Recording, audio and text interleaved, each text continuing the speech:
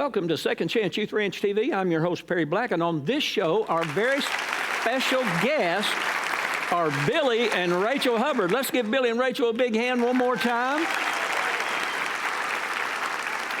And my dear friend, Bear. He, from Arkansas, that's why he's barefooted. So today, our special guest on this show today on Destined TV and Second Chance Youth Ranch TV, a combined show, is Billy and Rachel Hubbard. Billy and Rachel have been with us now about 18 years. But in our first segment, as you guys have been on show before, you know, we always want our audience to get to know you. Even at family church, there are probably things about you that people don't know. So we always want to take a minute to get a chance to get to know our guest, because people don't care how much you know till they know how much you care. So Billy, tell me a little bit about you. How were you raised? Tell me a little about your dad and where he was raised. Yeah, my dad was a foster child. He grew up at Boys Town in Memphis, Tennessee. The old Boys Town movie with the foster kid in Nebraska. They had a branch in Memphis, Tennessee. That was with Mickey Rooney? It was. Is that right? Yeah, great classic movie. I remember as a little guy watching that show, crying like everybody else did. Yeah. But he was, his dad died when he was 8 years old, and his mom had schizophrenia, wasn't able to take care of them through neglect. So he was on the streets for a couple of years in Memphis, from 6 to 8 years old, knife wounds on him and all, and he was taken into custody and was raised from the age of 8 to 18 in Boys Town in Memphis. In Memphis, Tennessee. And all of his siblings were separated. Yeah. Girl went to Tennessee, another child was in a different situation. So us keeping siblings together as we do now is so important to me. Where were you raised? I was raised in Bismarck. In Bismarck? Yeah, out big Bismarck. Highway 7 on Highway the way 7. to... Lived on Highway 84, Yeah. Did you go to school there? Most days. Yeah. Most days, yeah. Yeah. And did you graduate? I did barely, but I did. Barely did.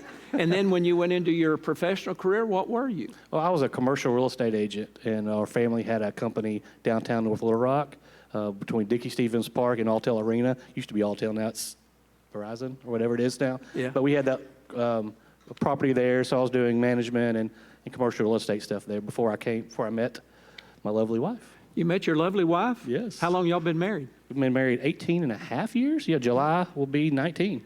Tell us then, before we get to Rachel, tell us a little bit about how did you come to know the ministry of Second Chance Youth Ranch? We lived in Little Rock, and we were looking for a church, and Rachel keeps talking about how family church, she was here when she was 12, and this was, you were 21, so like 9 years later, how so much it was impactful for her. Usually people from Little Rock don't drive to Bryant, but Bryant drives to Little Rock. It's kind of an odd country thing. Yeah. But I was like, well, we'll drive to Bryant and check it out. And I remember we came in, sat in the back row, and I heard you preach, and I was like, this is our church. You mean you heard me preach and stayed and anyway? I came back, yeah.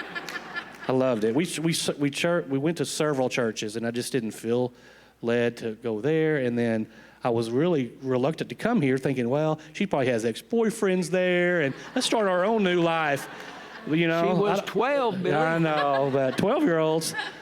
But so we came, and I loved it. I was like, this is our church, and we have come ever since. From the very first time you came? Yes. Yeah. So what is it about family church, since this is also Destined TV, what is it about family church that really caused it to stick in you? I'm a country boy from Bismarck. I'm a country boy from Jonesboro. And I've always said that you preach the word like Jesus does. Things that are so complicated, you say it so simply, and I could understand it instead of the church it needs. You made it simple, and I'm a simple guy. Jesus is simple, even though it's so complex, and you kind of relate. I saw Jesus in you and how you articulate the word, so we have stayed. Well, and I say many times the reason I say it simply is because God has to show it to me simply so I can communicate it. I mean, I'm a simple guy. Right. So Rachel, tell us about you. Your family actually was Brisbane florist, is that right? Yeah. In Benton. Yeah. Some people may remember that. And so tell us about you. You came here as a little skinny girl, preteen. I would like to say I'm still skinny. Yeah. And still a girl. But many years ago on Wednesdays, I would come over to the youth department, which is now the TNT complex, and I would speak. And you often were there with some other little girls. And they were also little skinny girls, probably still are. And then you how did you end up not staying here since you were 12? Did family migrate somewhere? No, I just left to be a sinner during college. And when we decided we were going to get married, we're like, okay, probably ought to put the Lord first, and if we want our marriage to work. And so when we got engaged, we decided to come back to my church home. And this ministry, even though I had backslid a little bit during those college years, had really shaped who I was. What was your profession as a result of going to college? So I was a first grade teacher. First grade teacher, yeah. And I had really hoped you'd teach at Arkansas Christian Academy, but God had a different plan. What was that plan? We got a minute and a half. What was that plan? You guys came to here. How long was it when you came here before you found out about Second Chance Youth Ranch? Well, I had remembered you talking about it when I was in youth group, but it was an idea then and you know, something that hadn't... Yeah, that's when it was easy. Right, yeah. And you were talking about the ranch, you know, during a service, and I was happy in my career. I loved teaching. Billy was happy where he was at, and it's just this idea got in our hearts hearing you talk about the need. And so we thought, well, maybe we'll volunteer or give a little donation, something like that.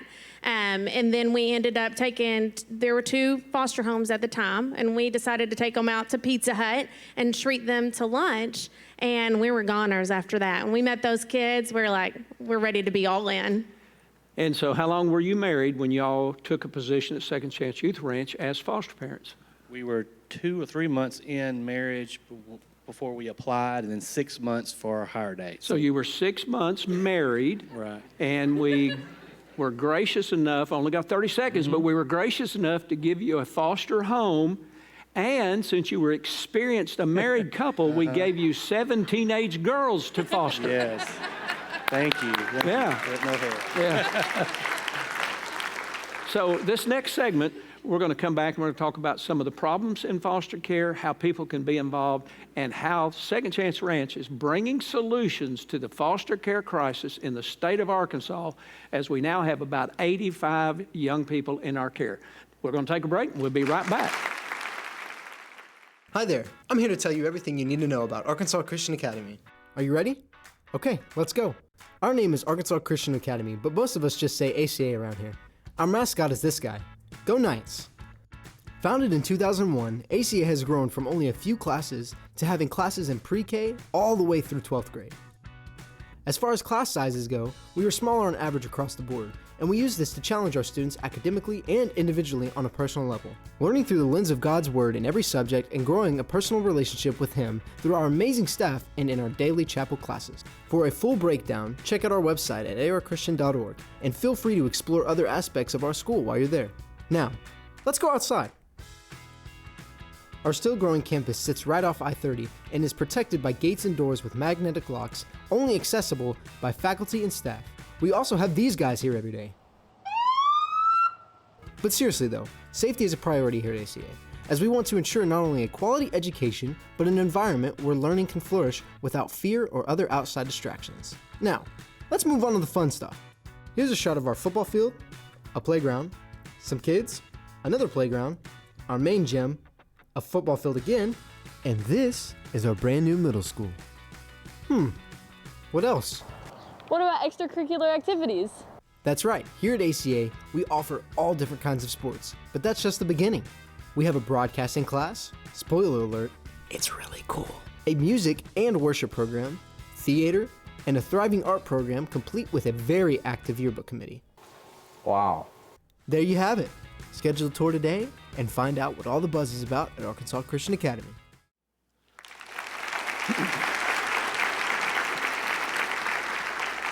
Well, my goodness, since our last segment, Billy has really changed. Tell us a little bit about who you're with now, Rachel. So this is Liz, good friend, excellent foster mom. She and her husband have been foster parents for 6 years. 6 years, and she's our foster care coordinator. So anytime somebody wants to become a foster parent, Liz becomes their best friend and walks them through the process. So some years ago when DCFS and nationally, DHS changed a lot of what was happening in foster care and down at the DHS department. What they did, they started turning over and training us to become what? So we are what's called a placement agency. That means that we're contracted with the state of Arkansas to open foster homes on their behalf. Now, many of you at Family Church are familiar with our original campus, which is the old Western town and the homes that we build for large sibling groups. And that's a huge part of what we do. But we also open and individually license people in their own homes who want to foster under a faith-based organization instead of directly through the state of Arkansas. So Liz, when they contact us, what is the step? Because so many times in years past, when my mother was a foster parent, they gave us kids and we saw the case worker once in a while. Yeah. And she was kind of on her own. You know, at one time we had 19 kids in the house. That's why my dad drank so much. But so how are we bringing solutions to foster care in Arkansas? Yes. Well, the most important thing to us is that a family that wants to open up their home be a part of a church. And whether it's Family Church or a church in the community, because we don't want to lose the opportunity for a child that's in our home to not be introduced to the love of Christ. So that's our number one priority. After that, you do things like you would for a job. You would fill out background checks. You would do interviews. We would look at your home because the state has requirements of how the home should look and safety things in place. We train you. So we have our own trainers. We do a home study process, which we have home study practitioners. So we take care of everything from beginning to end until you are ready to receive a child in your home. And then whenever you're ready to receive children, we just give you a bunch of kids and leave you on your own? Yes, we figure it out. Don't call us. No, not at all. No, we also have case managers, and we call them the ants because we only have lady case managers, and that's really what they do. They kind of come in and things that you may need help with, like you may be having trouble contacting the caseworker. They can aid in communication. The child is sick, and our case managers go above and beyond. We have had parents say, I'm sick, and they show up at their door with soup. Sometimes our foster parents just need someone to pray for them because it's been a hard day, and the case managers go and pray for them. So it's just someone that steps in to make sure you don't feel alone in this journey. So currently we have 4 houses in Bryant, Yes. actually on this campus. We have how many houses in Benton campus homes? 2. That's on Smithers. Then we have, what else? 4 at the ranch. 4 at the ranch. Along with the rec center, swimming pool, and all that kind of stuff. Just so happens they're doing some logging out there, right there at the ranch. That could become a pasture, because I know y'all don't have enough to do. We need to get you some animals out there. It's a ranch, you know. And also on my desk, I have a plan for a 6-bedroom house. Someone gave us a lot in Benton about 3 months ago, and hopefully by spring we will be building a new house in Benton. So with all that being said, how many children do we currently have in care through Second Chance Youth Ranch? Well, so in addition to what you just said, we also have about 22 community homes where people are fostering in their own home through us. And altogether, we have about 82 children at the moment. All right, does a community home, give the Lord a hand, somebody. So a community home where someone brings in a child or 2. The thing that we do so successfully with our campus homes is sibling groups. For instance, Super Bowl Sunday night, we get a call, 3 little boys have no place to go. They're on a bench downtown, and our clinical director and foster dad, Chad Strike, and his wife Joanne, and their family took those boys in just for a few nights, and now they've been placed with a family member. A family member, which is always our goal. Right, right. So what's the biggest issue right now in foster care in Arkansas? About how many kids are involved in care? 3,427 kids in foster care right now in the state of Arkansas. And there are just under 1,400 open foster homes. So there's a big discrepancy there. But if every church, regardless of size, would just get one family that they would surround, and that family would foster one child, could we resolve the foster care crisis in 2025? Absolutely, absolutely. Yeah. So what about the people, though, said, but I just can't foster, I would just get too attached. Listen here, that's what these kids deserve, is someone who's going to get too attached. They deserve a family. Yeah. Yes, foster care is temporary. And yes, foster care does involve goodbyes. I hope you cry when a child leaves your home. Absolutely. I hope it hurts your heart and that you're going to miss them, because every child deserves to be loved that way. Yeah. When I was a little boy, 7 years old, we got 4 boys from Boonville. They were about the same, 3 of them were same age as my brother Pat, my brother Paul, and myself. And shortly thereafter, on November 16th, I was born on the 13th, my birthday, I was 7. On the 13th of November, on the 16th, we got a little girl, an infant named Tina Marie. Mama made a deal with my sisters. Listen, we will bring children in, we'll bring infants in, but you've got to be willing to love them and let them go. Yeah. Well, when Tina got adopted, my sister Paula wept. And I remember my mother telling her, Paula Jean, you dry your eyes. If we cannot do this without crying, we've got to let the children go and let them grow. And as a result, hundreds came through our home. And that's what fostering's all about. Yes, it's going to hurt your heart, but you've got to think big picture. These children deserve a loving family. And if we can't get them back to their birth family, we want to get them into a adoptive family. And in this next video here in just a minute, we are so blessed to have friendship with Project Zero, who is Christy Irwin is Christy their director. Irwin, and her team put together these phenomenal videos. DHS won't let us take advantage or exploit children, but working with Christy and Project Zero, they've been able to produce beautiful videos that if you can watch this video and not need a Kleenex, you need prayer. So we're going to take a brief break, watch a child in waiting, praying for a forever family, and we'll be right back. If there was a family watching this that was thinking about adopting you, what would you want them to know about you? I have 2 loving brothers.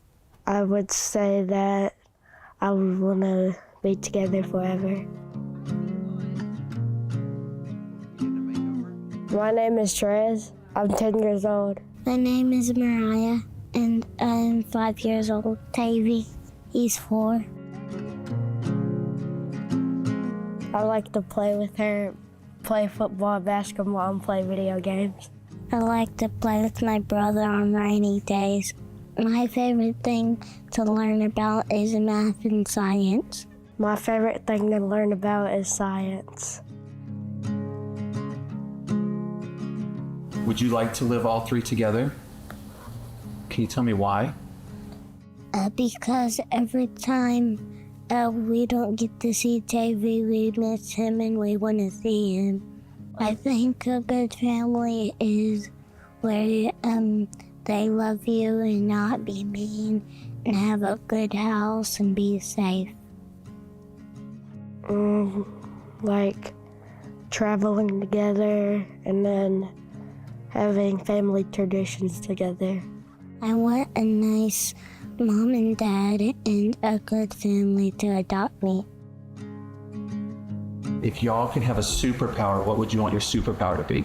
If I had a superpower, I would want to know the truth.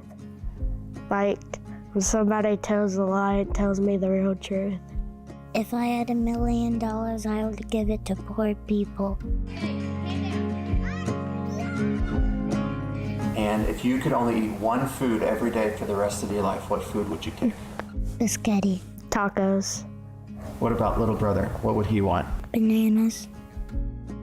I had one wish. I would have powers and help people.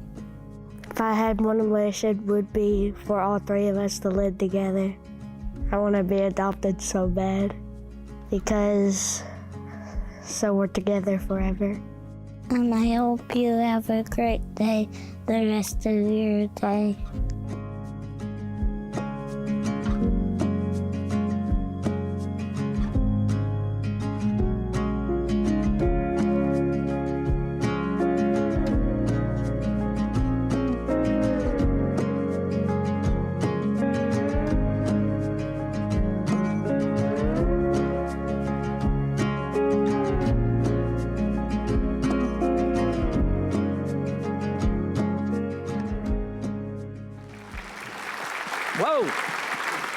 The stage has grown.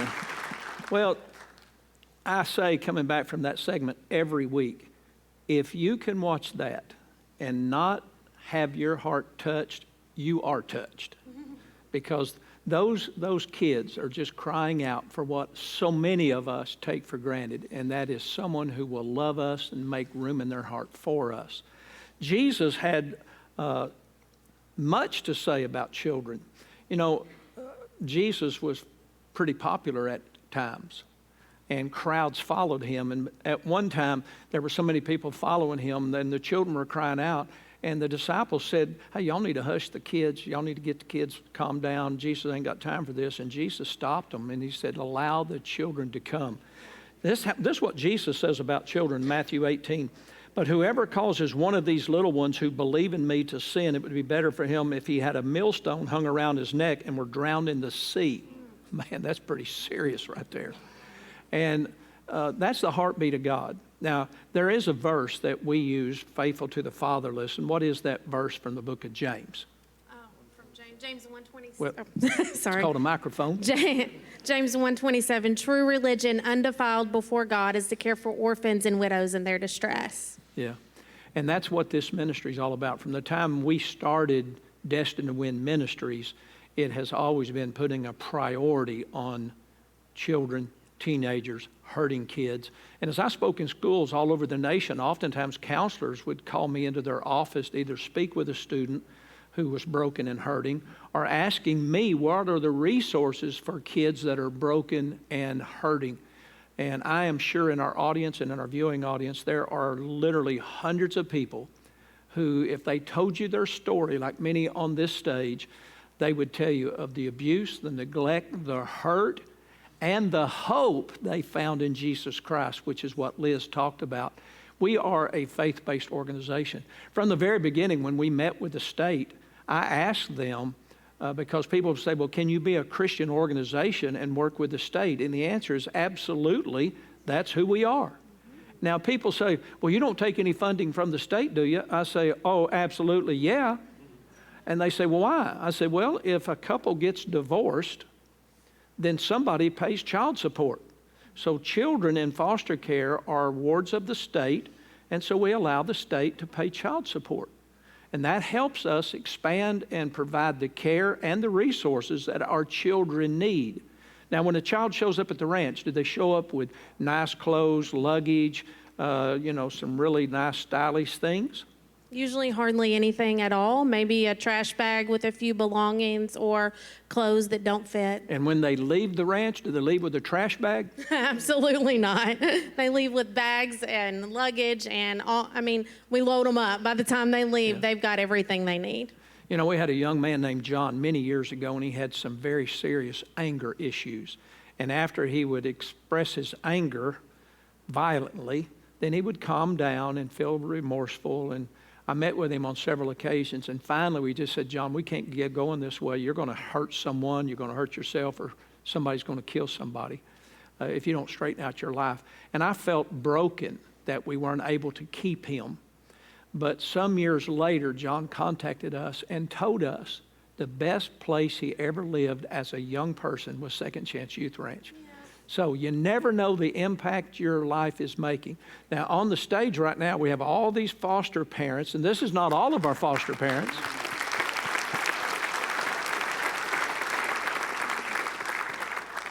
But in the back, we have Tyler. Tyler, will you wave your hand so everybody can see you there? Tyler was actually one of our foster young men when you were, 14? Yeah, 14. About 14? And now he's one of our foster dads with his wife and foster mom. Isn't that cool? Yeah, and my goal from the very beginning, if we could help our young people come together, really get hope and get healthy, that they would, just like Tyler, come back. And Tyler and his wife, tell us your name. I'm Ali. Ali, and you guys are on the list for Foster Parents of the Year for our area. That's pretty cool. Personally, I think all of you qualify. Yes.